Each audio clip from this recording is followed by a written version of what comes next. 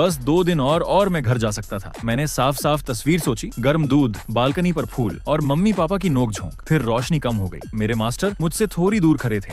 उन्होंने हाथ बढ़ाया और वह लॉन्गेविटी लॉक मेरे हाथ से उड़कर उनकी हथेली में चला गया। मैंने उसे वापस लेने के लिए झपट्टा मारा। उन्होंने अपना हाथ ऊंचा किया और लॉ को ध्यान से देखा। तो इस वजह से तुम्हारी कल्टीवेशन गिरती जा रही है। इमोशनलेस डाउ सांसारिक लगाव को नकार देता है और तुम अब भी इस चीज को पकड़े हुए हो। मैंने उनकी आस्तीन पकड़ी और उसे लेने की कोशिश की। प्लीज इसे हाथ मत लगाइए। जैसे ही उन्होंने यह सुना, उनकी उंगलियां सख्त हो गईं। वह जानी पहचानी आवाज मेरे कानों में गूंजी, तो आखिरकार तुमने मुझसे भीख मांगी। वह चीजें तोड़ दो जिसकी वह परवाह करता है और वह हार मान लेगा। इस मॉर्टल कचरे को क्यों रखना? अब से उसकी दुनिया में सिर्फ मैं होना चाहिए। मेरे मास्टर ने मेरी तरफ देखा। उनकी उंगलियों पर स्पिरिचुअल एनर्जी झिलमिला रही थी। फिर एक तीखी दरार की आवाज आई। वह सिल्वर लॉक उनकी हथेली में टूट गया और धूल बन गया। उन्होंने अपना हाथ खोला और वह ग्रे पाउडर मेरे चेहरे पर बिखर गया, जो हड्डियों तक ठंडा था। मैं हिला नहीं। मैं बस अपना हाथ फैलाए वहां बैठा रहा। धूल मेरी आंखों में गिर गई। मैंने अपना हाथ पीछे खींच लिया, स्ट्रॉ पर बैठ गया और अपनी आंखें बंद कर ली। मेरे मास्टर मुझे घूरते रहे। फिर बाहर से एक चेले ने चिल्लाकर कहा, मास्टर, चेन जिहाओ की कल्टीवेशन बैकफायर कर गई है। हीलर कह रहे हैं कि वह नहीं बचेंगे।